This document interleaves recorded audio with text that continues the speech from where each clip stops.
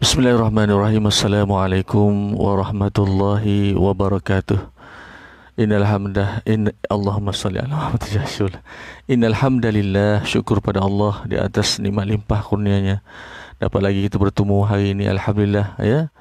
Sayyidul Ayyam, penghulu segala hari-hari Jumaat yang penuh bahagia, penuh barakah ini, ya, 22 Ramadan ya, 1441 Hijrah. Alhamdulillah, insyaAllah hari ini kita akan teruskan dengan hadis yang ke-10, yang mana hadis yang ke-10 ini kalau mengikut kitab Fadilat Amal adalah merupakan hadis yang terakhir untuk bab kelebihan-kelebihan bulan Ramadan ya. Dan insyaAllah seterusnya nanti masih lagi dalam Fadilat Ramadan, tetapi akan masuk kepada Lailatul Qadar ya. Kita fokus pada Lailatul Qadar insyaAllah. Ya, semoga Allah memberikan kesempatan untuk kita terus masuk Lailatul Qadar ya. Hari ini juga insya-Allah ya, sebab hadis yang ke-10 ni tak panjang ya. Dan diharapkan Allah memberikan masa kepada kita dan keberkatan ya, sebab kita dah berada di bulan Ramadan di fasa yang terakhir, iaitu fasa yang ketiga, fasa yang mana dijanjikan Allah satu malam yang lebih baik daripada 1000 bulan, iaitu malam Al-Qadar ya, ataupun Lailatul Qadar ya. Allahumma salli ala Muhammad. Jadi kita kena rebut peluang ini untuk mendapatkan ya kelebihan malam Lailatul Qadar tersebut insya-Allah. Baik. Untuk tak membuang masa, kita teruskan dengan fadilat hadis yang ke-10, kelebihan bulan Ramadan insya-Allah. Daripada Hazrat ataupun daripada Sayyidina Abu Hurairah radhiyallahu anhu, sesungguhnya baginda Rasulullah sallallahu alaihi wasallam telah bersabda, sesiapa yang tidak berpuasa sehari dalam bulan Ramadan tanpa keuzuran atau sakit, dia tidak akan dapat mengqada puasa itu walaupun dia berpuasa seumur hidup. Ya Allah, na'udzubillah ya. Walaupun dia walaupun dia berpuasa seumur hidup, walaupun dia berkemampuan untuk melakukan sedemikian. Allahu Rabbi. Yang ulang sekali lagi ya. Abu Hurairah radhiyallahu anhu, sesungguhnya baginda Rasulullah sallallahu alaihi wasallam bersabda, sesiapa yang tidak berpuasa sehari dalam bulan Ramadan tanpa keuzuran ataupun sakit, dia tidak akan dapat mengqada puasa itu walaupun dia berpuasa seumur hidupnya, walaupun dia berkemampuan untuk melakukan sedemikian. Allahu Rabbi ya. Mana betapa besarnya nilai berpuasa di bulan Ramadan ini.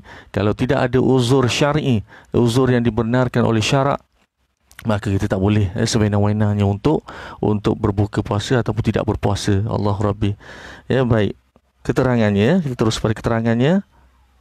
Berdasarkan hadis ini, sesetengah ulama antaranya termasuk Sayyidina Ali rahimahullah ataupun Sayyidina Ali karamallahu wajhah dan lain-lain berpegang bahawa sesiapa yang meninggalkan puasa Ramadan tanpa uzur syar'i tidak mungkin dapat mengqada puasa itu walaupun dia berpuasa sepanjang hayatnya. Namun kebanyakan ahli fiqh berpendapat bahawa sesiapa yang langsung tidak berpuasa pada hari-hari Ramadan, maka setiap hari dapat diqada dengan sehari berpuasa. Dan kalau seseorang itu telah berpuasa tetapi kemudiannya berbuka tanpa sebab selain berpuasa sehari sebagai qada, dia juga kena berpuasa 2 bulan berturut-turut sebagai kafarah ya. Kalau sebut kafarah bulan Ramadan ni, ramai orang tersenyum lah ya. Allahumma salli ala Muhammad. Baik. Dan barulah dia terlepas daripada tanggungjawabnya ya. Walau bagaimanapun keberkatan dan fadilat yang terdapat dalam Ramadan tidak mungkin dapat diperolehi ya. Inilah maksud hadis di atas, iaitu dia tidak akan mendapat keberkatan berpuasa yang diperolehi dalam bulan Ramadan ya, walaupun dia berpuasa di bulan yang lain. Mengqadakan puasa yang ditinggalkan pada bulan Ramadan selama seumur hidup pun tak sama ya dengan kelebihan berpuasa satu hari dalam bulan Ramadan ya. Allah Rabbi ya. Baik. Kafarah ya. Kafarah ni kalau tadi sebut pasal kafarah, ianya merujuk kalau ikut dalam Imam Syafi'i, hanya lelaki yang batal puasanya dengan sebab jima ya, sahaja dikenakan kafarah 2 bulan puasa berturut-turut ya. Ya, siapa buat pasal sama ada lelaki atau perempuan, lelaki tu yang kena ya. Allahumma salli ala Muhammad ya. Jadi kena berhati-hati di bulan Ramadan ini ya. Allah berikan kelonggaran di malam hari, boleh bersama isteri ya. Jangan pula jadi tak tentu arah ya, di siang hari pun dah bersama isteri, nauzubillah min zalik, ya. Takut nanti kena kafarah, ya, kena puasa, bayar denda, berpuasa 2 bulan berturut-turut tanpa berhenti, ya, non stop, ya. Maknanya tak boleh selang-selang, tak boleh, ya, straight daripada hari yang pertama sampailah, ya, habis 2 bulan, ya. Jadi Allahumma sholli ala Muhammad, bukan sesuatu denda yang mudah lah, ya, insya-Allah. Baik, kita teruskan, ya. Semua perbincangan ini adalah untuk sesiapa yang mengqada puasa selepas Ramadan.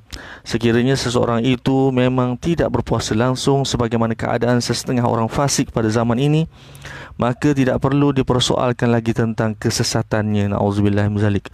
Ya, puasa adalah satu rukun daripada rukun-rukun Islam. Baginda Rasulullah sallallahu alaihi wasallam telah bersabda bahawa Islam telah diasaskan di atas 5 perkara, ya. Semua ni orang kata Allahumma sholli ala Muhammad. Semua orang tahu, ya. Semua orang tahu 5 rukun Islam, ya. Yang pertama apa?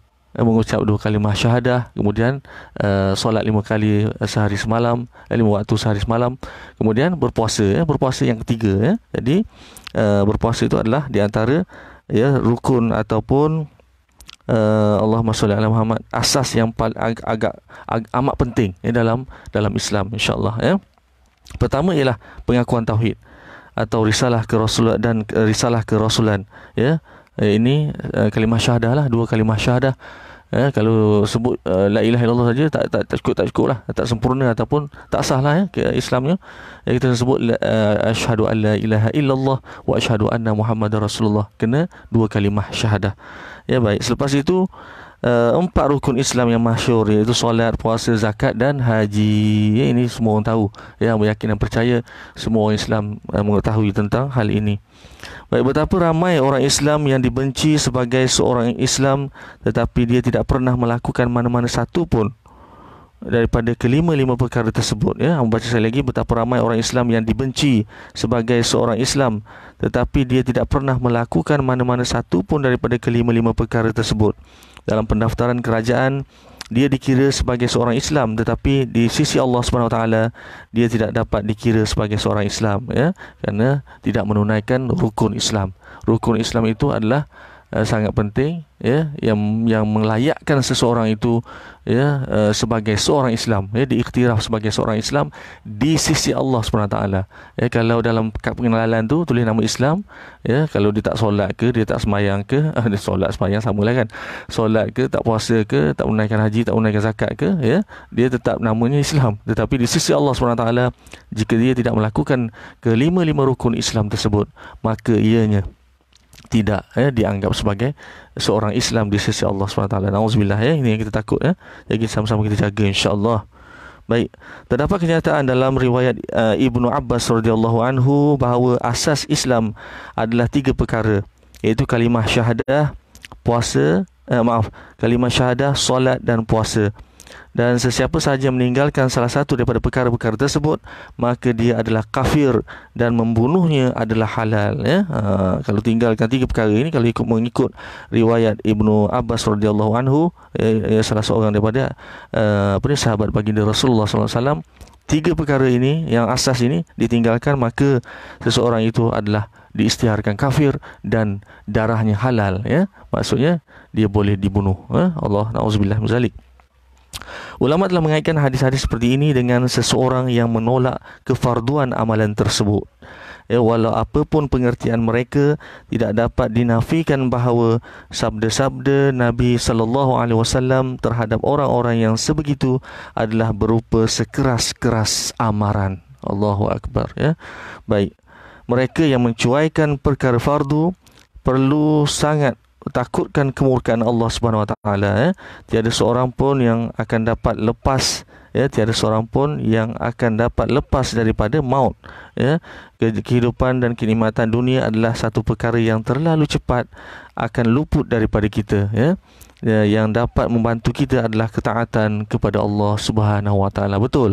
Ya, jelas sekali kalau kita tengok sekarang ni pun di depan mata kita, ya, banyak sangat berita-berita kematian, walaupun orang tu orang yang tak kita kenali, ya, tetapi itu menunjukkan jelas bahawa, ya, kadang-kadang balik daripada tugasan, ya, ditimpa kemalangan, meninggal, ya, kemudian macam-macam lah, ya, banyak sangat kematian yang berlaku, yang sekarang ini kalau ikutkan, ya, menjadi trend. Allahu Akbar.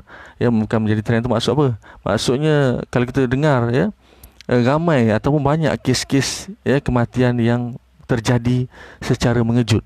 Ya, ini yang sangat membimbangkan, sangat menakutkan. Bahkan, ya, kita pun, Allahu Akbar, kebelakangan ini pun ada selalu dengar juga tentang kematian yang terjadi di kalangan orang-orang muda. Ya, yang peliknya orang muda ni di bawah umur 30-an, ya, disahkan meninggal dunia disebabkan oleh sakit jantung, ya. Kalau dulu mungkin kita jarang-jarang dengar, ya, sebab kebiasaannya kalau penyakit-penyakit ataupun kematian penyakit yang melibatkan jantung ini adalah mereka-mereka yang terdiri daripada kalangan orang yang berumur. Ya, tetapi Allahu Akbar, sekarang ini, ya, orang muda pun ramai yang mati muda, dan kemudian mati dalam disebabkan asbab kematian tersebut adalah dengan sakit jantung, sakit-sakit yang tertentulah, ya, yang mana sakit-sakit tersebut kalau kita recall balik, ya, ingat pada zaman-zaman dulu, zaman 70-an 80-an, biasanya, ya, kematian yang disebabkan oleh penyakit jantung ni terdiri daripada orang lama, orang tua, ya.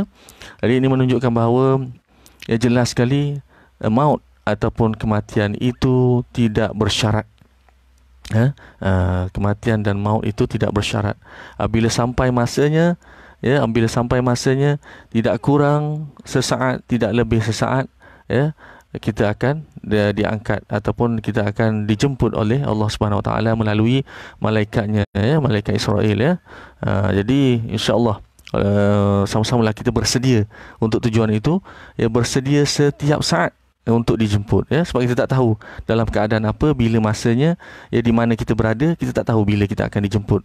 Oleh yang demikian kita kena sentiasa bersedia, ya. Jadi lazimkan lidah kita ini untuk sentiasa mengucapkan la ilaha illallah. Sama-sama saja duduk pun, ya, duduk dalam kereta ke tengah drive, la ilaha illallah, ya. Diharapkan insya-Allah, ya, bila kita dijemput, kalimah ataupun kalam yang terakhir yang keluar daripada lidah kita dan mulut kita, lisan kita ini adalah kalimah la ilaha illallah yang akan menempatkan kita di dalam syurga, ya, walau macam mana pun keadaannya, insya-Allah, ya. Allahumma salli ala Muhammad. Baik.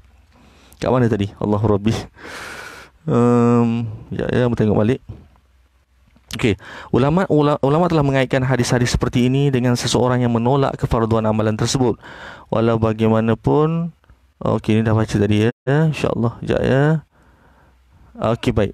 Ramai di kalangan yang jahil pun tidak berpuasa. Ramai di kalangan yang jahil tidak pun berpuasa. Maksudnya tak puasa langsung. Namun demikian ramai pula antara mereka yang telah rosak agamanya kerana menerusi lidah mereka menyebut perkara-perkara atau perkataan-perkataan kepada kekufuran. Contohnya, orang yang berpuasa ialah orang yang tidak mempunyai makanan di rumah, atau apakah yang Allah Subhanahu Wa Taala akan dapat dengan membiarkan kita berlapar dan sebagainya. Kejap, kamu tak faham ayat ini, ya. InsyaAllah kita ulang sekali lagi, insyaAllah. Ramai di kalangan orang jahil tidak pun berpuasa. Namun demikian ramai pula antara mereka yang telah rosak agamanya kerana menerusi lidah mereka menyebut perkataan-perkataan yang boleh memberi kekufuran. Contohnya, orang yang berpuasa ialah orang yang tidak mempunyai makanan di rumah. Faham, ya? Baik. Keterangan di sini menunjukkan bahawa ramai yang Allahumma salli ala Muhammad, yang rosak agamanya menerusi lidah, ya.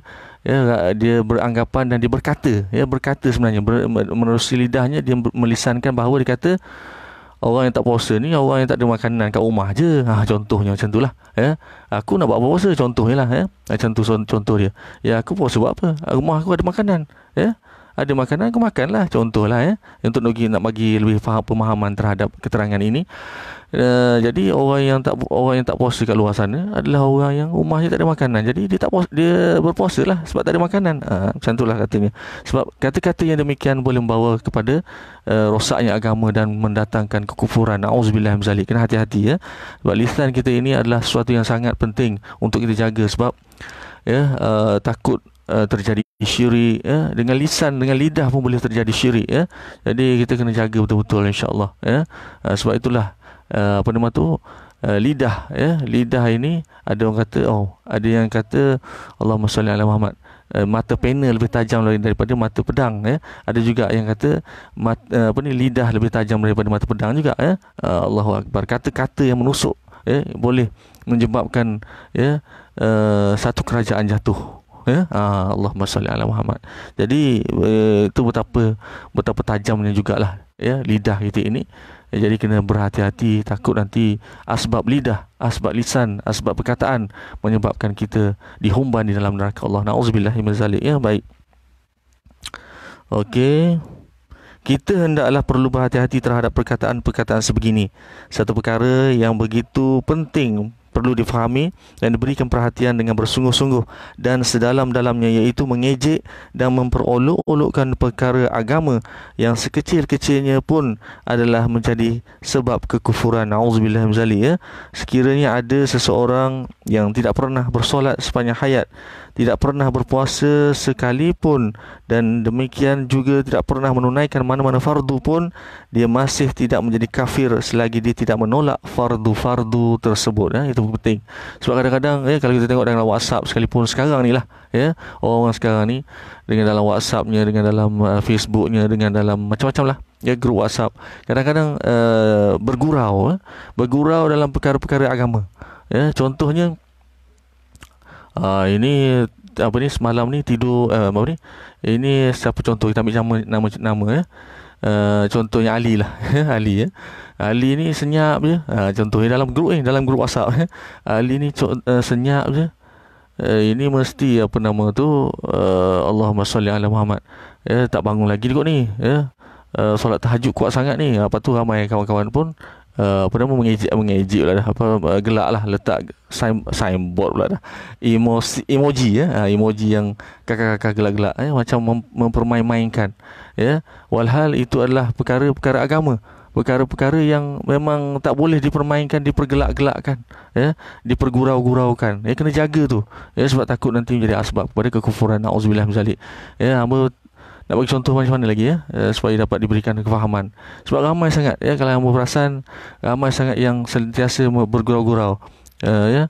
Allah kuatnya wiri, contohnya Allahumma salli ala Muhammad. Contohnya di lunch hour ya, kita ambil lunch hour ya, kawan tu lambatlah sikit keluar daripada masjid ataupun surau selepas menunaikan solat zuhur ya. Kawan-kawan lain ni dah keluar lama dah ya, dah pergi sampai kat cafeteria dah ya. Jadi dia pun sampailah lambat. Lepas tu kawan-kawan dia pun ejek lah, Allahu akbar, kuatnya wiri tapi dalam bentuk perli ya, dalam bentuk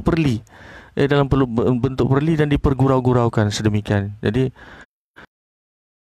sepatutnya tak dilakukan lah ya, elakkan lah ya. Walaupun mungkin kalau kita fikir secara logik macam tak ada salah pun ya, tapi sebenarnya jangan sesekali kita menggunakan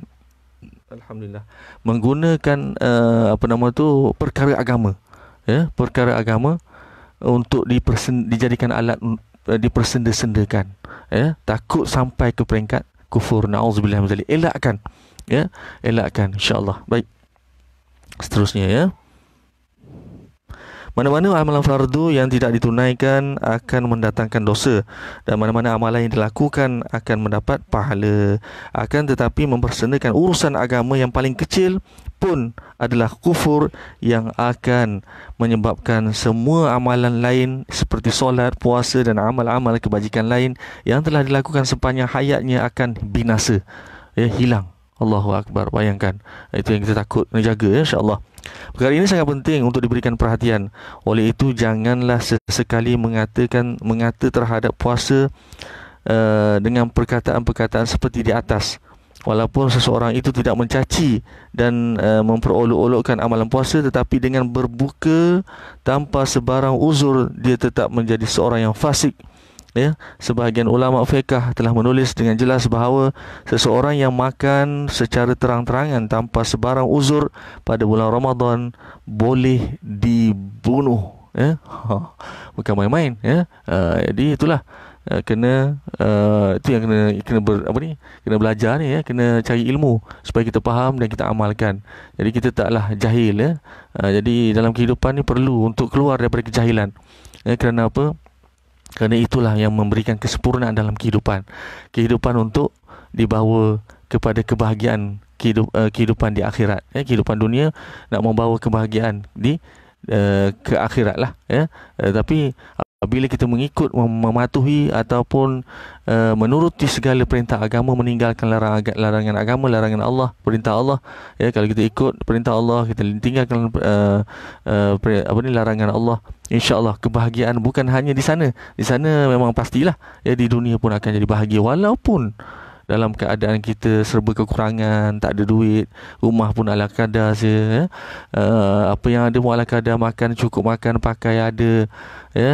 Anak-anak ada, alhamdulillah Allah bagi, ya, rezeki dan juga apa orang kata ni, anugerah, ya, semua cukup, dan itu pun mendatangkan kebahagiaan apabila kita rasa qanaah itu, ya, kita rasa cukup, ya. Kalau orang yang jauh daripada Allah, ya, yang memang Allahumma salli ala Muhammad, Allahu Akbar, dia dah ada segala-galanya tapi tak pernah nak bersyukur, tak pernah rasa cukup, ya. Orang macam ni bahayalah, ya, perlu banyak beristighfar dan juga, ya, perlu untuk mendekatkan diri pada Allah, sebab takut nanti, ya, Allahumma salli ala Muhammad, di dunia kita susah, di akhirat lagi susah. Itu yang kita tak nak, ya. Biarlah kita susah di dunia tak apa, ya, biarlah kita susah di dunia, asalkan di akhirat kita senang, kerana di akhirat itulah tempat akhir atau tempat kembali yang sangat indah, ya. Allahumma salli ala Muhammad, yang sangat indah dan kekal abadi, ya. Allahumma salli ala Muhammad. Kalau dunia hanya 60-70 tahun, ya, tapi akhirat kekal abadi, ya. Kalau kita duduk dalam syurga, kekal abadi dalam syurga, alangkah indahnya.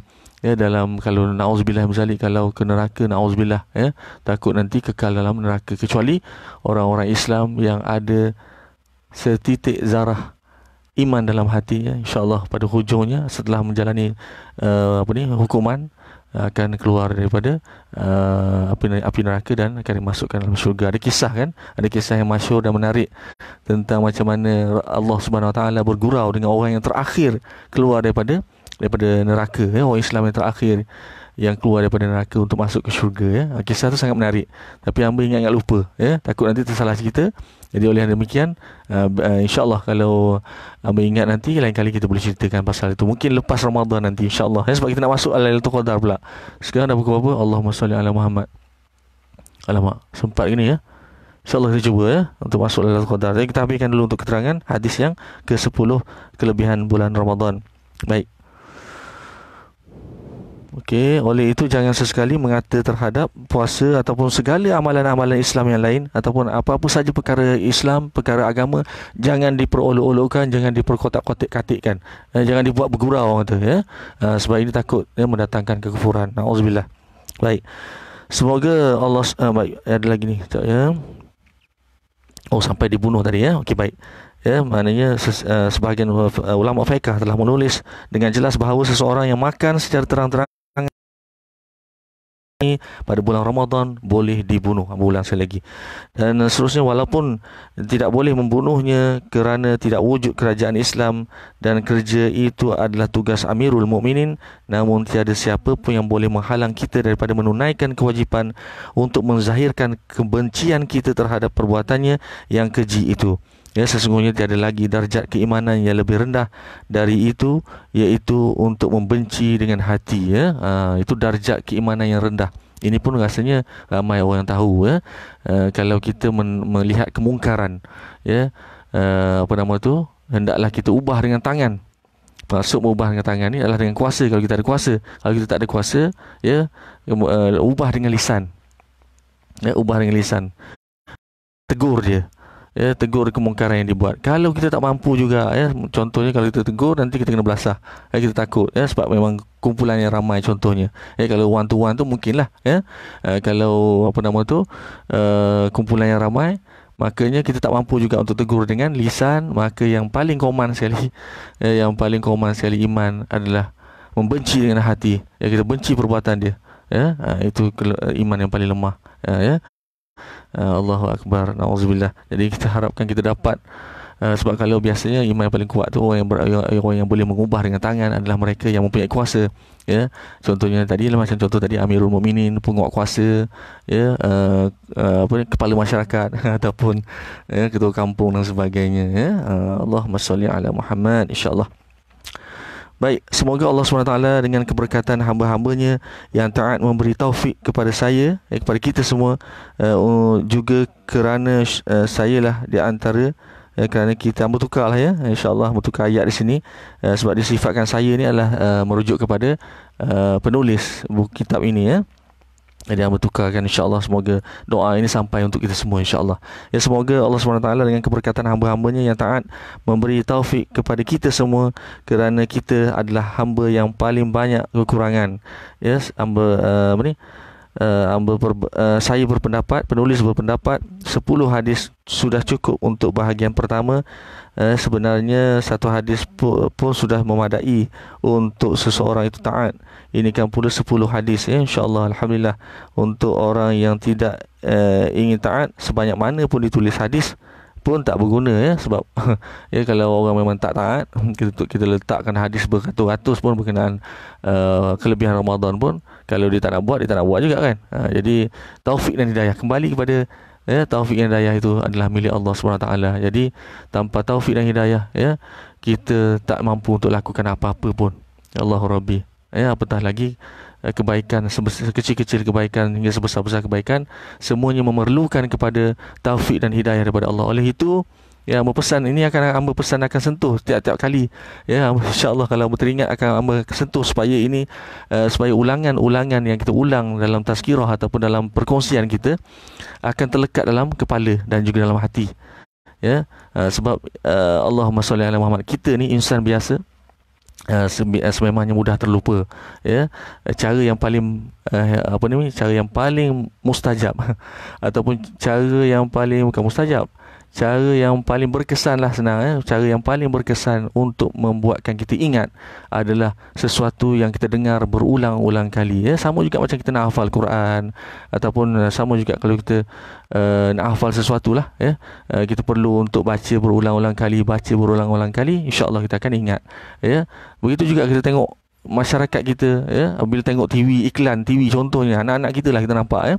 Anak-anak kita bila tengok iklan TV diulang-ulang kali, berulang-ulang kali, ya, tiap-tiap kali buka TV iklan tu keluar, makanya, ya, anak-anak kita termasuk kita sendiri pun boleh hafal, ya, iklan tersebut, lagunya ke ataupun perkataannya ke. Jadi itu di antara, ya, asbab kepada kita perlu untuk sentiasa mengingati, ya, dalam kehidupan. Tazkirah itu sangat penting, ya. Tazkirah bermakna peringatan lah, ya. Peringatan itu penting untuk kita ulang dan ulang supaya melekat dalam hati kita untuk kita amalkan dalam kehidupan, insya-Allah, ya. Baik, alhamdulillah, ya.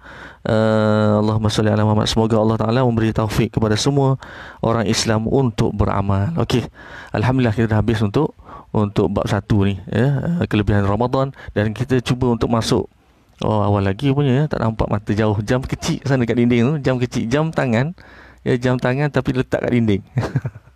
Jadi memang Allahumma salli ala Muhammad, maklum lah. Okey, baik, tak apa, abaikan itu iklan, ya, insya-Allah. Kita masuk pada bab yang kedua, iaitu Lailatul Qadar. Ini pencarian kita di 10 malam terakhir Ramadan ini. Kita berada di 10 malam terakhir ini, ya, fasa ketiga, ya. Ingat PKP je ada fasa, ya. Ramadan memang dah ada fasa lama dah, ya. Ada 3 fasa dalam Ramadan, yang pertama, yang kedua, yang ketiga, dan kita berada yang ketiga, iaitu fasa yang terakhir, fasa untuk keluar daripada ataupun pelepasan daripada azab api neraka. Allahumma salli ala Muhammad. Baik, Lailatul Qadar. Lailatul Qadar adalah antara malam-malam Ramadan. Antara malam-malam Ramadan, satu malam telah dinamakan sebagai malam Lailatul Qadar atau malam Al-Qadar. sangat diberkati dan merupakan satu kebaikan, satu malam kebaikan. Dalam Al-Quran yang suci telah diberitahu bahawa Lailatul Qadar adalah lebih afdal daripada 1000 bulan. 1000 bulan adalah sama dengan 83 tahun 4 bulan, ya. 83 tahun 4 bulan. Sungguh bertuahlah orang yang mendapat taufik untuk beribadat pada malam itu. Ya, sesiapa yang dapat beribadat pada satu malam tersebut, iaitu malam Al-Qadar, Lailatul Qadar, seolah-olah dia akan menghabiskan masa selama 83 tahun 4 bulan lebih dalam lebih, ya. Maknanya selama 83 tahun 4 bulan lebih dalam keadaan beribadat. Contohnya, kalau kita solat pada malam Lailatul Qadar, seolah-olah kita solat selama 83 tahun 4 bulan. Ya, 2 rakaat kita buat, contohnya di malam Lailatul Qadar kita buat 2 rakaat tahajud. Contoh, ya. Seolah-olah kita bertahajud 2 rakaat itu sepanjang 83 tahun 4 bulan. Bayangkanlah, ya, inilah hadiah yang Allah berikan. Allah dah bagi hadiah Ramadan kepada kita, kemudian Allah bagi bonus lagi malam Lailatul Qadar, ya, yang mana hadiah dan bonus yang sangat istimewa untuk kita umat Nabi Muhammad sallallahu alaihi wasallam yang kita cintai. Ya, kerana apa? Kerana kita adalah umat yang pendek umurnya di dunia, 60-70 tahun. Ya, bonus mungkin sampai 100 tahun, 100 lebih sikit tahun, ya. Itu pun jarang-jarang, kadang-kadang ya, katanya apa nama tu? Allahumma salli ala Muhammad. Siapa ya? Lupa dah. Haji Bakir, ya. Haji Bakir. Okey, jadi oleh yang demikian kita manfaat sebaik mungkin. Ya, ada setengah ulama mengatakan setiap malam ganjil, malam ke-10 terakhir di malam ganjil, ya. Jadi ada juga yang banyak sangat pendapat, ya. Ya, jadi oleh yang demikian, yang seeloknya, yang sebaik mungkin, yang paling sesuai untuk kita amalkan untuk tak terlepas langsung, ya, biarlah daripada malam 10 terakhir, yang malam-malam malam 21, ya, ataupun malam 20 pun dah start dah. Ya, buatlah amal kebajikan sepanjang malam lah dah, maksudnya sepanjang 10 malam terakhir itu, ya, buatlah amal kebajikan consistently ataupun secara istiqamah, ya, walaupun sedikit, biarlah berterusan sikit-sikit. Contohnya, ya, ambil tasbih, ya, masa-masa yang terluang, alhamdulillah, ya, lepas bersahur ataupun lepas, alhamdulillah, bertarawih dengan keluarga, ya, ambil tasbih sambil duduk, relax, tengok WhatsApp ke, tengok Facebook ke, ya, tangan pegang tasbih tu, sentiasa hati kita bertasbih pada Allah ataupun berzikir pada Allah SWT, ya. Sebab lidah pun lafazkan, insya-Allah, dengan mungkin dengan cara itu, yang mana tahu, ya, kita berzikir ataupun bertasbih, bertahmid, ya, kepada Allah SWT pada malam tersebut adalah malam Lailatul Qadar, maka gandaan terhadap, ya, Allahumma salli ala Muhammad, amal kita, ibadah kita itu akan digandakan, ya, sebanyak 83 kali 83 tahun 4 bulan. Bayangkan betapa besarnya. Allahumma salli ala Muhammad. Panjang kita teruskan, ya, sekarang tak habis-habis. Ya, baik. Keadaan yang lebih itu pun tidak diketahui berapa bulan yang lebih afdal daripada 1000 bulan. Ini anggaran, 83 tahun 4 bulan lebih itu adalah anggaran. Kalau kita pun, kalau kiraan sebenarnya wallahu alam, mungkin lebih lagi, wallahu alam. Jadi pada hakikatnya ini adalah satu nikmat yang sangat besar. Itu saja kita kena faham, ya. Bonus yang sangat besar dalam bulan Ramadan adalah Lailatul Qadar yang perlu kita cari. Bagi mereka yang tahu menghargainya, Lailatul Qadar adalah hadiah yang tidak ada nilai, maksudnya yang tidak ternilai, ya, yang tidak ternilai, yang telah dikurniakan Allah kepada kita, ya. Baik. Terdapat satu hadis dalam kitab Duri Matur, terdapat satu hadis dalam kitab Duri Matur yang diriwayatkan oleh Hazrat Anas radhiyallahu anhu ataupun Sayyidina Anas radhiyallahu anhu, bahawa baginda Rasulullah SAW telah bersabda, Lailatul Qadar hanya diberikan oleh Allah SWT kepada umatku sahaja. Tu, ya, Rasulullah akan bagi tahu kita, Ini memang hadiah khas untuk umat Nabi Muhammad sallallahu alaihi wasallam. Kita semualah, ya, alhamdulillah, ya, hadiah yang khas untuk kita semua umat Nabi Muhammad sallallahu alaihi wasallam, ya, umat yang terbaik insyaallah, ya. Umat-umat sebelum ini tidak mendapatnya, ya. Terdapat pelbagai jenis riwayat untuk menerangkan sebab pengurniaan ini. Dalam setengah hadis diriwayatkan bahawa baginda Rasulullah SAW telah melihat umur-umur umat terdahulu sangat panjang, sedangkan umur umat Nabi Muhammad SAW adalah sangat pendek. Adalah tidak mungkin untuk mereka menyamai ibadat umat-umat terdahulu, ya. Nabi Muhammad SAW yang dikasihi Allah SWT telah bersedih mengenai perkara tersebut. Untuk mengimbangkan keadaan itulah malam tersebut telah dikurniakan kepada umat Nabi Muhammad SAW.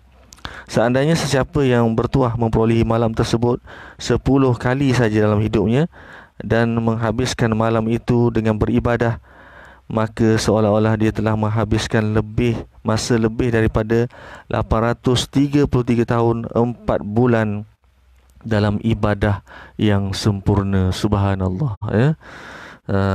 Digandakan sampai macam tu sekali, banyak sangat, ya. Allahumma salli ala Muhammad, ya. Jadi tepuk dada tanya iman, kita nak tak nak, ya. Orang gila tak nak, ya. Orang gila pun mungkin nak. Allahu Rabbi, ya. Sebab apa? Sebab ganjaran yang sangat besar, ya.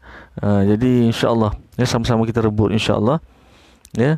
Dapat diketahui juga daripada setengah riwayat yang lain bahawa baginda Rasulullah sallallahu alaihi wasallam telah menyebut tentang seorang lelaki di kalangan Bani Israel yang telah menghabiskan 1000 bulan dengan berjihad di jalan Allah Subhanahu Wa Taala. Mendengarkan itu, para sahabat mula rasa cemburu. Untuk mengatasinya, Allah SWT telah menurunkan malam Lailatul Qadar. Itu pendapat riwayat yang lain, ya. Ada yang mengatakan disebabkan para sahabat cemburu dengan ibadah yang dapat dilakukan oleh seorang Bani Israel selama 1000 bulan, ya. Allahumma salli ala Muhammad. Dalam satu riwayat yang lain pula dinyatakan bahawa baginda Rasulullah SAW telah menyebut mengenai 4 perkara, iaitu Sayyidina Ayub, Sayyidina Zakaria, ya, Sayyidina Ayub, Sayyidina Zakaria, Sayyidina Hizqil, Sayyidina Usha radhiyallahu anhu, ataupun Nabi sebenarnya, maaf, ya. Nabi Ayub, maaf, ya, mengulang sekali lagi, Nabi Ayub alaihissalam, Nabi Zakaria, Nabi Hizqil dan juga Nabi Yusha alaihissalam. 4 nabi, ya, yang masing-masing telah beribadat selama 80 tahun dan tidak menderhakai Allah SWT walaupun, ya, sekelip mata pun. Allahu Akbar, ya. Mereka adalah nabi-nabi yang sangat hebat, ya. Perkara ini telah menjadikan para sahabat kehairanan. Lalu Sayyidina Jibril alaihissalam telah pun datang dan memperdengarkan surah Al-Qadar, ya. Selain daripada itu, ada juga riwayat-riwayat lain. Biasanya sebab berlaku perselisihan dalam riwayat ini kerana pelbagai jenis kisah berlaku pada satu masa yang sama, kemudian barulah ayat diturunkan, ya, ayat ataupun surah Al-Qadar itu diturunkan. Maka ayat itu boleh dikaitkan dengan semua kisah tersebut. Oh maaf, ya, tak semestinya ayat Al-Qadar, ya. Maknanya ulang saya lagi, selain daripada itu ada juga riwayat-riwayat lain. Biasanya sebab berlaku perselisihan dalam riwayat-riwayat ini adalah kerana pelbagai jenis kisah berlaku pada satu masa yang sama, kemudian barulah ayat diturunkan. Maka ayat itu boleh dikaitkan dengan semua kisah tersebut, walau apapun bentuk asbabun nuzul ataupun sebab turun sekalipun. Namun, ya, Lailatul Qadar tetap merupakan satu kurniaan yang sangat besar kepada umat Nabi Muhammad sallallahu alaihi wasallam, ya. Baik. Malam tersebut ialah kurniaan Allah SWT, dan kemampuan untuk beramal pada malam itu pun adalah dengan taufiknya, ya. Baik. Ya, memang Allah malam Lailatul Qadar kepada kita, tetapi kembali semula kepada yang hamba sebut sekali, yang akan hamba ulangkan insya-Allah, taufik dan hidayah Allah. Ya, tanpa taufik dan hidayah Allah, walaupun malam Al-Qadar datang sekalipun, ya, takut kita tak mampu untuk melakukan kebaikan dan kebajikan ataupun dan ibadah, ya. Jadi oleh yang demikian, mintalah sentiasa dengan Allah, ya Allah, kurniakanlah kepadaku dan ahli keluargaku taufik dan hidayah setiap saat, ya. Terutama sekali perbanyakkan lagi lah, ya, minta kepada Allah di bulan Ramadan ini agar Allah kurniakan kepada kita insya-Allah, ya. Baik. Kat mana tadi? Okey, baik.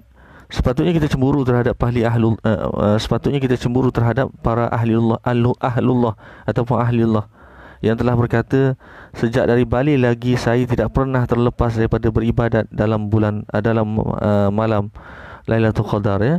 Walau bagaimanapun berlaku perselisihan yang terlalu banyak di kalangan orang Islam dalam menentukan malam tersebut. Hampir mencecah 50 pendapat, dan untuk meliputi kesemua sekali adalah amat sukar, ya. Hanya pendapat-pendapat yang masyhur saja yang akan disebutkan nanti dalam kitab ini, insya-Allah. Baik. Kelebihan malam tersebut telah dinyatakan dalam kitab-kitab hadis dengan berbilang riwayat dalam pelbagai bentuk, dan sebahagiannya akan disebutkan nanti. Ini kerana dengan kelebihan malam tersebut dinyatakan dalam Al-Quran yang suci, bahkan satu surah yang tersendiri telah diturunkan berkenaan dengan malam ini, iaitu malam Lailatul Qadar. Maka adalah wajar pertama sekali dituliskan tentang tafsir surah tersebut. Ya, terjemahan ayat-ayat itu telah dipetik daripada kitab Bayanul Quran karangan Hazrat Maulana Ashraf Ali Tantawi rahimahullah, dan tafsirannya diambil daripada pelbagai jenis kitab lain, ya. Firmanullah Subhanahu wa taala yang berbunyi, A'udzubillahi minasyaitonirrajim. Inna anzalnahu fi lailatul qadr. Ya, yang membawa maksud, sesungguhnya kami telah menurunkan Al-Quran ini pada malam Lailatul Qadar, iaitu malam yang penuh kemuliaan dan kebesaran. Al-Quran yang suci telah diturunkan dari Luh Mahfuz ke langit dunia pada malam tersebut. Satu perkara ini pun sudah cukup untuk menyatakan fadilat malam itu sendiri, ya, betapa hebatnya malam ini. Malam Lailatul Qadar lah, ya. Sesungguhnya malam Lailatul Qadar mengandungi pelbagai fadilat yang lain, ya, serta mengandungi keberkatan. Namun sesuatu yang begitu agung sekali ialah Al-Quran yang suci telah diturunkan pada malam tersebut, iaitu malam Al-Qadar. Kemudian untuk menambahkan lagi minat kita, Allah Subhanahu Wa Taala bertanya dalam firman-Nya,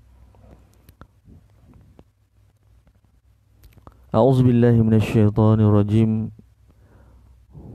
Wa ma adraka ma lailatul qadr. Yang bermaksud, dan adakah engkau mengetahui apakah kebesaran malam Lailatul Qadar itu? Yakni, adakah kamu mengetahui akan kebesaran dan kelebihan malam tersebut? Betapa banyak kelebihan, kebaikan dan betapa besar fadilat yang terkandung pada malam itu. Kemudian barulah disebut beberapa kelebihannya, ya. Ini memang ayat dalam surah Al-Qadar, ya. Lailatul Qadri khairum min alfi syahr. Yang bermaksud malam Lailatul Qadar lebih baik daripada 1000 bulan. Yakni sebanyak mana pahala yang didapati dengan beribadat selama 1000 bulan, maka lebih dari itu lagi pahala akan diperolehi apabila beribadat pada malam Lailatul Qadar. Bahkan berapa banyak yang lebih itu pun tidak diketahui, ya. Baik. Tanazzalul malaikatu warruhu fiha biizni rabbihim min kulli amr.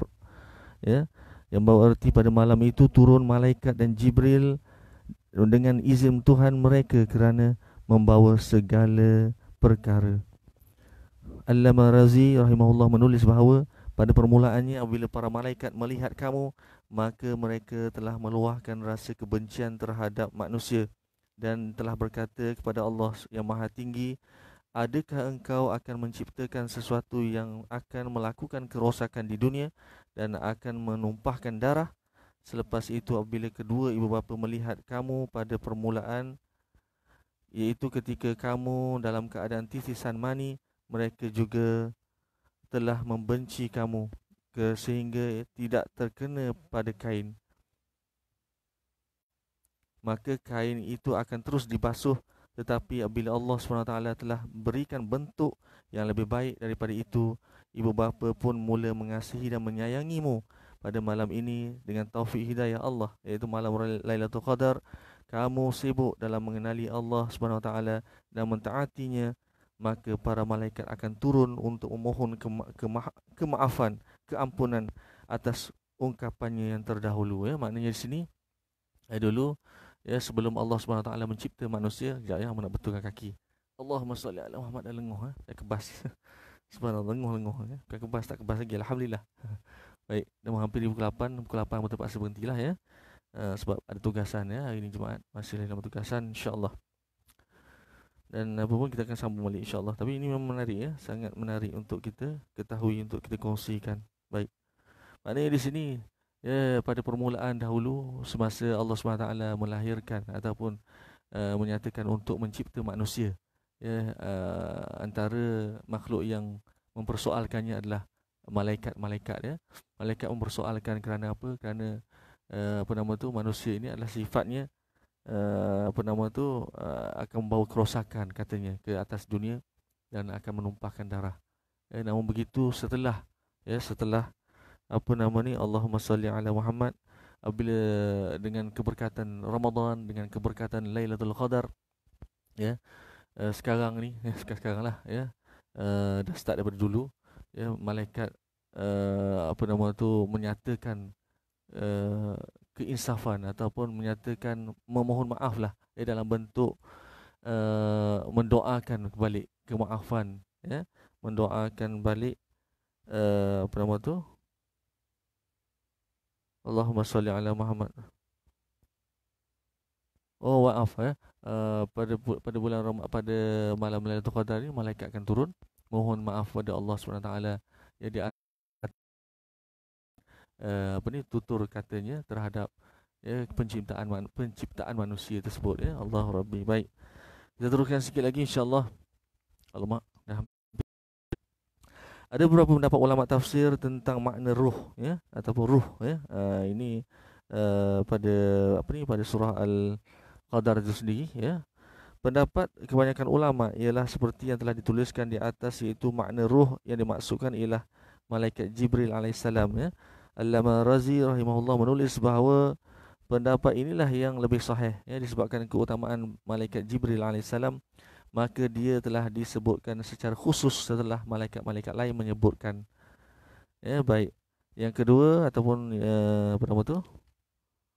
tafsiran yang kedua tentang makna ruh dalam kitab surah Al-Qadar, iaitu setengah yang lain pula berpendapat yang dimaksudkan dengan ruh ialah satu malaikat yang sangat besar, iaitu seluruh langit dan bumi di hadapannya sebesar satu suap saja. Betapa besarnya malaikat tersebut, bumi dan seluruh isi langit dalam apa ni, boleh masuk dalam mulut dia. Baik. Pada pendapat yang selainnya, sebahagian yang lain pula, ruh bermaksud satu kumpulan para malaikat khas yang hanya dapat dilihat oleh malaikat-malaikat lain pada malam Lailatul Qadar sahaja. Baik. Seterusnya, pendapat yang keempat adalah ruh adalah merujuk kepada satu makhluk Allah yang khusus yang juga makan dan minum, tetapi bukanlah malaikat dan bukan juga manusia. Ini pendapat yang keempat. Dan seterusnya pendapat yang kelima, yang dimaksudkan dengan ruh adalah Hazrat Isa AS ataupun Nabi Isa AS, yang mana turun bersama para malaikat untuk melihat amalan yang cemerlang umat Nabi Muhammad SAW. Dan seterusnya yang keenam, ruh yang dimaksudkan adalah rahmat Allah yang khas. Jadi maksud ayat Al-Quran di atas ialah pada malam itu para malaikat akan turun, dan selepas mereka rahmat aku yang khas pula akan turun. Ini ada 6 pendapat berkenaan dengan makna ruh dalam surah Al-Qadar ataupun surah Al-Quran Al-Qadar, insya-Allah. Baik, selain pendapat-pendapat itu, ada beberapa pendapat lain juga, tetapi pendapat yang pertama adalah yang lebih masyhur, iaitu merujuk kepada ruh itu merujuk kepada malaikat Jibril alaihissalam. Baik. Dalam kitab Sunan Baihaqi diterangkan, Sayyidina Anas radhiyallahu anhu meriwayatkan sebuah hadis bahawa pada malam Lailatul Qadar Jibril alaihissalam akan turun bersama satu kumpulan malaikat, dan mereka akan mendoakan rahmat kepada sesiapa saja yang dilihat sedang bersibuk berzikir dan melakukan ibadah-ibadah lain. Dituliskan juga dalam kitab Mazahir Haq, bahawa pada malam itulah para malaikat telah dijadikan dan pada malam itu juga unsur-unsur kejadian Adam alaihissalam telah mula dihimpunkan, dan pada malam itu jugalah pokok-pokok ditanam di dalam syurga. Di samping itu terdapat banyak riwayat yang menyatakan bahawa doa-doa dan lain-lain amalan dimakbulkan ataupun dikabulkan pada malam tersebut, iaitu malam Al-Qadar. Dalam kitab Durri Matur terdapat riwayat yang menyatakan bahawa pada malam itulah ya Nabi Isa alaihissalam telah diangkat ke langit, dan pada malam itu jugalah ya juga taubat Bani Israel telah diterima, ya Allah Rabbi. Baik, hamba terpaksa hentikan sampai di sini dahulu, ya dah pukul 8. Jadi insya-Allah kita akan sambung balik ya keterangan ini sedikit ataupun sedikit lagi ya. Allahumma salli ala Muhammad. Sebab terus nanti kita di lain pertemuan kita boleh masuk terus pada hadis yang pertama. Baik, aku baca sikit lagi.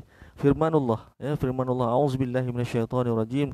Salamun hiya hatta matla'il fajr. Ini ayat terakhir dalam surah Al-Qadar, iaitu sejahteralah malam yang berkat itu hingga terbit fajar, ya. Para malaikat akan terus memberi salam sejahtera kepada orang-orang Islam. Ya, setiap kumpulan malaikat yang bersilih ganti datang dan pergi sebagaimana yang dijelaskan dalam sesetengah hadis. Ataupun maksud ayat itu ialah keseluruhan malam itu penuh dengan kesejahteraan, terpelihara daripada segala jenis keburukan dan kerosakan. Ya, keberkatan ini tidak dikhaskan untuk mana-mana bahagian malam tersebut, bahkan berterusan sehingga ke subuh. Maknanya daripada sepanjang malam dan bermula daripada maghrib, ya, berbuka puasa sehinggalah ya fajar, ya, sehingga ke subuh, itulah malam Lailatul Qadar. Makanya jika segala amalan yang kita lakukan pada malam tersebut, malam Lailatul Qadar, bermula daripada maghrib sampai ke subuh, insya-Allah ya semuanya akan digandakan. Subhanallah, subhanallah. Baik, selepas membentangkan surah ini, Allah SWT sendiri telah menyebutkan pelbagai bentuk fadilat yang terdapat pada malam tersebut, pada malam Lailatul Qadar. Maka tidak perlu lagi untuk mengemukakan hadis-hadis ya kalau ikutkan, tetapi namun begitu dalam hadis-hadis pun banyak disebutkan tentang kelebihan malam Lailatul Qadar. Baik, setakat itu saja dahulu. Hamba terpaksa minta diri, dah masuk berapa pukul 8.